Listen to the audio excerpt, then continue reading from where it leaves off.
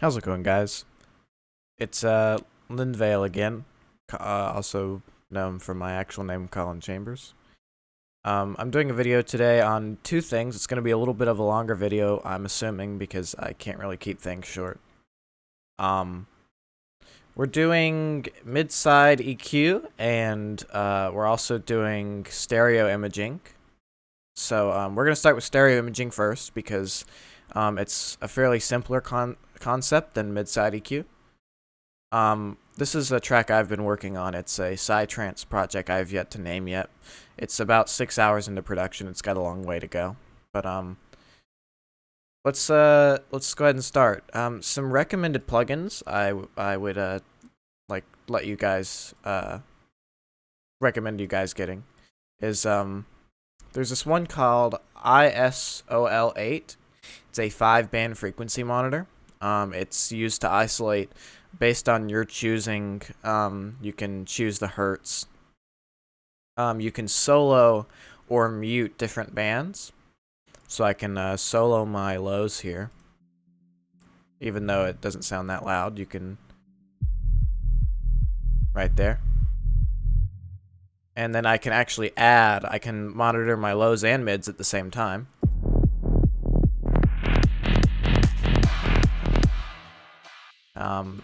And you can start adding things in. You can also monitor just your right or your left. You can monitor your mids, or you can monitor your sides. Alright, so it's a very good thing to have. We might be using it throughout the course of this video. Another thing I would recommend you guys getting, if you have FL, we'll be using Maximus for this, but just a general thing I would have is, where is it at? Dynamics, maybe? Where are we at? Ozone Imager. Isotope has a free stereo imager plugin they have on their website. I would recommend getting that. It's very, very good for a free plugin. Okay, so we're gonna start with the basis, with the history. I know a little bit of history about stereo. The first use of stereo channeling was about back in 1935 or 1940 in a college. I think it was somewhere in the U.S. or Britain. They did it by having two mics, spreading the two mics or the two audio channels at the time on two parts of the stage and bringing it into one central mix. And that's when the first tested use of left-right stereo channeling was used as a just as a research type of thing. You did not see stereo until about the mid-50s. Well, 50s going into mid-50s. Really, everything started to be stereo around 60s, mid-60s. You didn't see anything mono at all 70s on. Usually you didn't.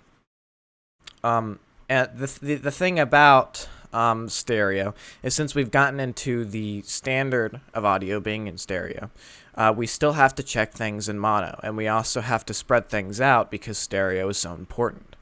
So that's what I'm going to be showing today. First, I'm going to be going through stereo imaging on a kick here, for example. And the kicks, as you know, should be leading the whole entire mix. We're going to be using the dynamic Maximus from FL Studio's stock settings, and it's very useful because you can split your bands, lows, mids, and highs, and you have a merger or separator option for each of these bands. So what we're going to be doing is we're going to be showing why it doesn't make sense to keep your kicks out of mono. And what I'm doing here, guys, is I'm adjusting my low band to be 120 hertz. So everything, I consider everything 120 hertz below to be the lows, and I'm going to adjust my... Yeah, I'm going to make my low cut. I think 28 hertz is a good low cut. Okay, so how this is going to work is we're just going to isolate our kick really quick, and I'm going to find somewhere where this kicker is really prominent, which is probably like right here, and we're going to listen to it.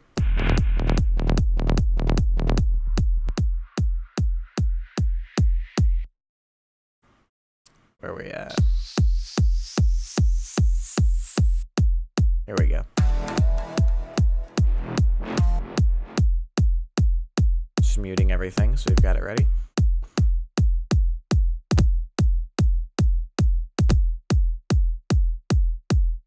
Okay.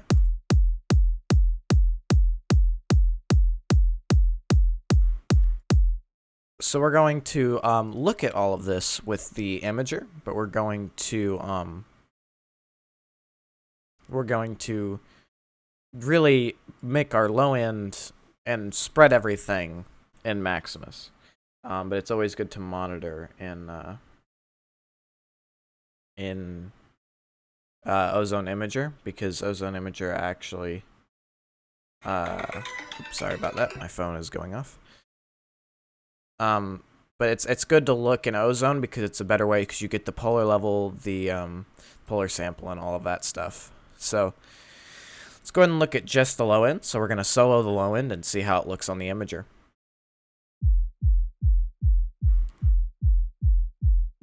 Now, as you can see with Imager, this is not a native plugin or like a stock plugin to FL, so I can't really expand it for you. But if you can see, it's strictly down the middle.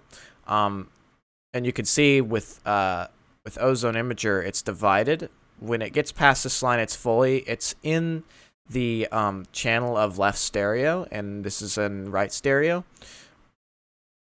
We are able to manage some of this based on middle and the left and rights, and the vector scope. You can see that there's the middle for really. I'm assuming it's divided into forward, backward, left, right, or just the center mix in general. But when we're monitoring, if our track or most aspects of the song goes into left right more than it is going up and down, if we see the trend going more in the vector scope left right than it is going up down, then we're probably going to have some stereo inversion, and that's very bad. That's why keeping things in mono that should be in mono and not making your stereo wideness so loud or so much that it actually causes stereo inversion is what we're going to be talking about today. So although that it seems very straight, there still is some blips on the very edges of the sample that are going a little bit stereo. So since we have our thing to 120 Hertz, we can bring it to the right, which will merge it. We look back at the Ozone Imager, and now you can see those blips are gone. It's totally straight on mono. Now, just to show how this would sound if we were to separate it for some reason, which most kick samples will most of the time be almost fully in mono, but not really. I would still put it in mono just to get that straight perfection. But this is what it would sound like. And you see that the sample is now stretching itself out when it's not being merged. And if you even wanted to give it some width here as well. As you give width to a full-on low-end sample, or a kick, something like a kick, if you're not managing it by band, which is what you should do with Maximus, it's a very nice plugin because you get to manage the width of each individual band. You see that the sample of the low end gets spread out. So that's why I'm not using Ozone Imager just for this specific aspect of the track, because it can spread the low end, and that's what we're trying to avoid. Trying to keep it very center. We're trying to keep the width as close as we can, because if we either, whether it be stereo or a mono system that we're listening to, and mono, if you're listening to it in a club, not all speakers in the club that are mono are going to be able to hear every aspect if it's not totally in mono. If it's not gonna, if it's because some tracks, even though most tracks in a club might have a mono version if it's a respectable club, if the stereo version is played in a club and you have too much stereo going on, if you have too much width to where it causes inversion in mono, or it causes inversion in general, the song is going to sound very bad in a club or even in stereo systems anyways. So what we would like to do is we'd like to just put that back in a merged channel, so it's totally in mono, so we'll never have problems with that. We're going to move on to our mids. Let's listen to that. Now you can see our mids are almost kind of disassembled in a way. We're losing a little of the top end, and it is still very centered. It's still very centered, but we may be able to add just a tiny bit of width to it. And we have to understand that the mids still have some type of percussive value. It's not going to be, you're not going to be able to bring a lot of your low mids into the low band, because then that makes the sound awkward. So we still have to use it as respectfully as possible. So we can't make it stereo like this much, because then you can start hearing the inversion. That's where the inversion comes in, and it might sound like it's a wide stereo, but once we actually play it with all of the bands,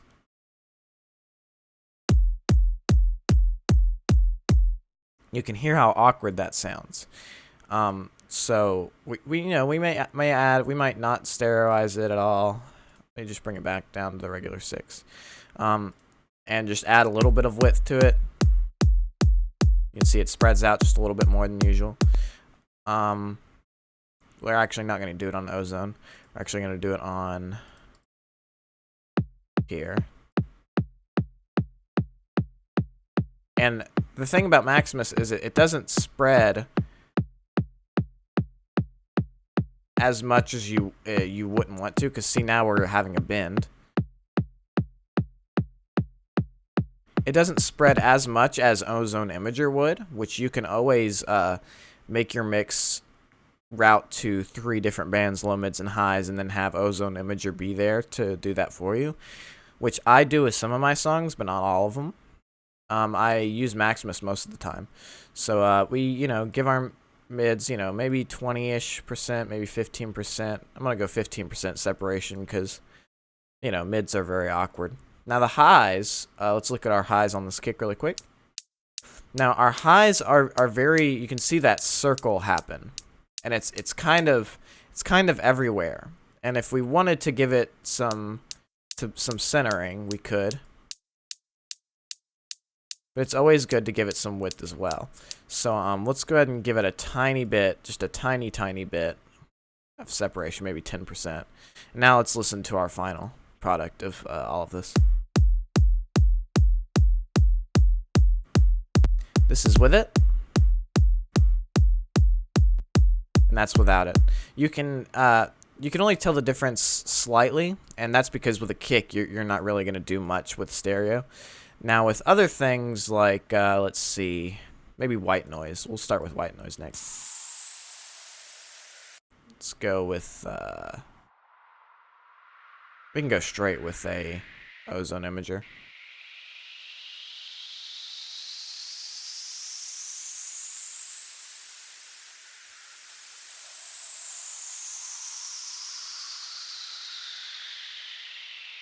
Now, as you can see on the right here, we have +1 and we have -1. We really want it to be most of the time +1 when we're using white noise. If it's going below 0 to -1, that means you're probably going to get some, what is it? Well, it's different because I used to use Isotope Ozone 5 Imager, and that's how it used to be. Let me make sure that I'm telling the right thing. Oops. Go back to the kick really quick and make sure that I am using understanding this correctly, because I don't use Ozone Imager a lot. Yeah, it's 1 that you usually want your kicks, or you won't usually want everything to be at. If you have it as kind of below 0, that means you're probably going to start getting some inversion. But some aspects of the track can be 0. I would say don't go exactly to -1 here, because we still need some type of control over it. But spreading your sounds just a little bit, not like this, but giving it some type of width is good, as long as your full track still stays. Let's bring an imager on here. As long as your full track still stays right here. If your track still stays in this middle part of the vector scope right here, we really do have some things to clear up. We need to make some more things mono because we are struggling here. So let's keep going. Just clear some things up here. You know, we could put some mono in. We could take the width down of the crash because crashes can be can have a lot of width, but I think it has too much.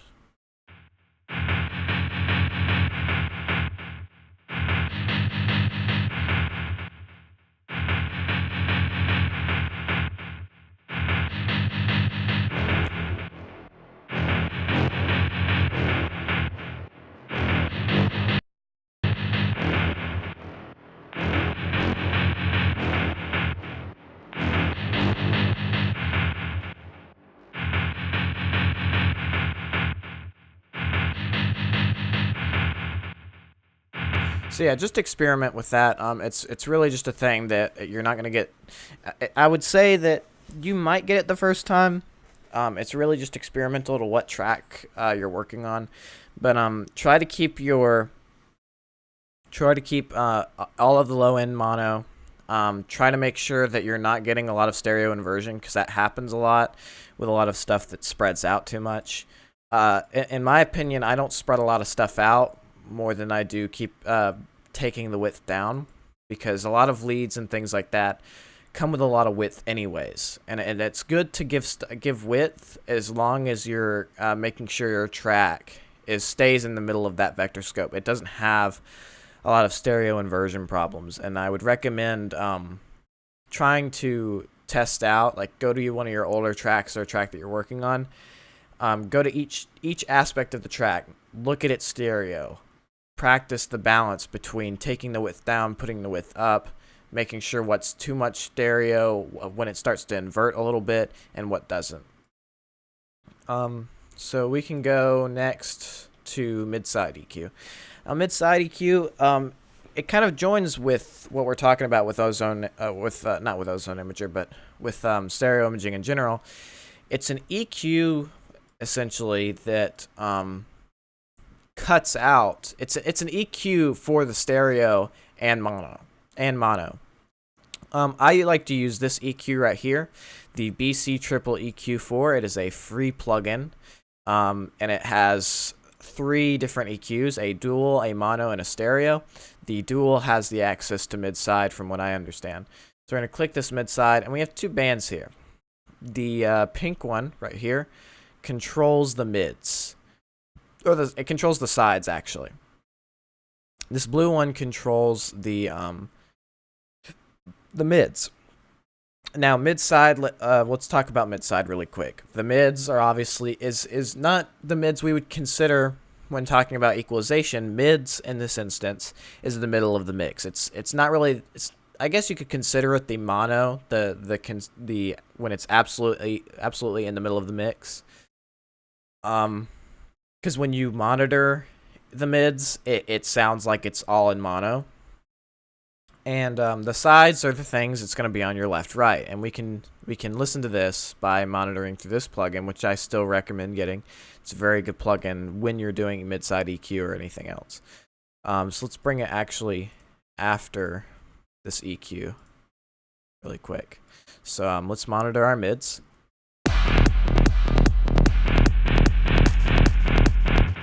So it's not putting it in mono per se, but it's taking the mix and only isolating the middle, ignoring the left and the right. What is coming through the middle? The guitar lead that I have going there, although it might sound like it's put into mono, there's still stuff in the sides, but we just aren't hearing it because we're isolating the middle. We can also listen to the sides of the mix.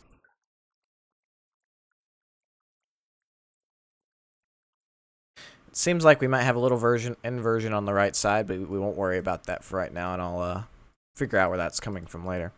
But essentially with this EQ, the basics of mid-side is, one, when we're dealing with the sides, which is this pink band right here, we want to cut out all the low end from the sides, and that's basically what we were doing with stereo imaging and with putting things in mono. But you can do this further after completing your mix and making sure what's in mono is in mono. You can do mid-side either. It's really less. It's effective on your master if you're either cleaning up a mix of somebody else's that really didn't do what they were supposed to, or if you just want to make sure, which I always put a mid-side on my master just to make sure everything is where they're supposed to be. I would use this on individual aspects as well, just to clean up some things, whether it be instruments. Usually, most of the time, it's instruments, but it can be vocals as well. So we're going to cut out all the low end from the sides. So that there's no... So when we listen now, there shouldn't be any low end. Yeah, you can see that... Let me see if it even changed anything. Yeah, you can see at like from here to here. You can see that it did cut out a little bit of the lows from there. And here you really don't have much. I mean, yeah, you can take it back a little bit. We're probably going to put this notch right here or so. You really need to start cutting off things, right? You need to start sloping it off and things, because here's 95 hertz. Everything needs to start sloping off right there. And you can have a little bit, or you can cut it. It's really based on your taste, but you really need to get all these sub-frequencies out of the sides. Now for the mids, particularly I don't mess with the mids on a mid-side EQ, but if you want to, you can barely take out some of the highs and the mids. And you can question, like you can say, why would we want mids or highs out of the center of the mix? Why do we want that? Well, it makes a sense of the mix being a little bit cleaner if you have your lows in the middle and your highs in the sides. Not completely, obviously. You still want some type of sprinkling frequencies all over, except for lows in the sides. You do want some mids in the middle, just so that your kick has some impact and your mids are not in the sides and making everything sound awkward. But it's good to lower the mids, or the highs in the middle. I keep saying mids because we're talking about mid-side, and I say mids and mids. Ugh. But it's good to keep some type of control of the highs in the middle, just so you don't have an overbearing amount of highs everywhere, even in the middle and the left and the right, just to keep some control on it. So when we go to listen to our mids now, we're going to monitor that, or our lows. No, our mid. Holy crap, I'm like having a problem. Trying to rush this video, I don't know why. So we're going to monitor our mids now. We're going to keep it off first so we can hear the change. So here's our mids. Now we're going to listen to it with it on.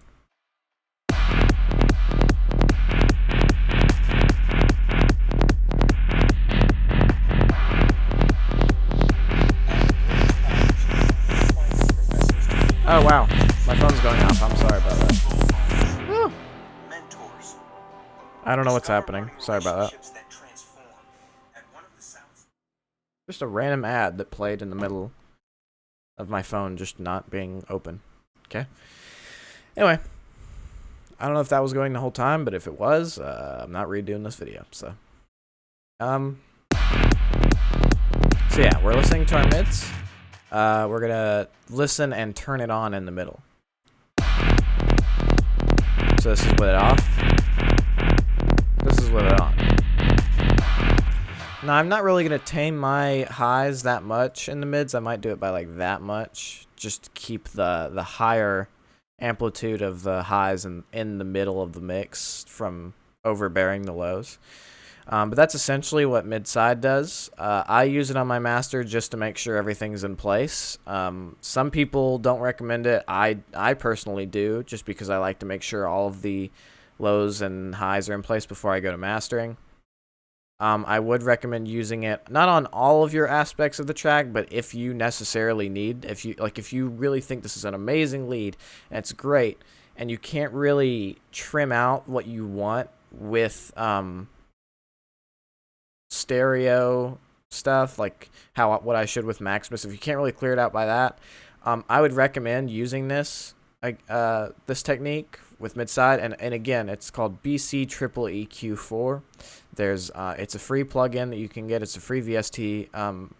The download I came with 3. It came with the dual, the mono, the stereo. I'm using the dual for the mid-side technique. I would recommend ISOL8 for monitoring all of your bands of frequencies. Very good plugin, is also free. And Ozone Imager, which you can find under their free plugins on their website. I would recommend that as well. Now, I hope this helped. I kind of rushed a little bit, had some problems in between with my phone going off and stuff. I hope I explained everything. If there's a question, I really didn't go off on stereo width as much and managing stereo width and putting a lot into your mix. But a lot of the time, I see stereo dynamics or whatever as a use of managing what's too much stereo and bringing the width down. But I have some examples of tracks that are very good examples of managing stereo and wide stereo. So if you have any questions about this topic, please comment in the video or message me on Discord. Or you can PM me on my SoundCloud if you absolutely have no other way. And my email, I think, is in my YouTube about. I'm not sure. So hope this video helped. And yeah.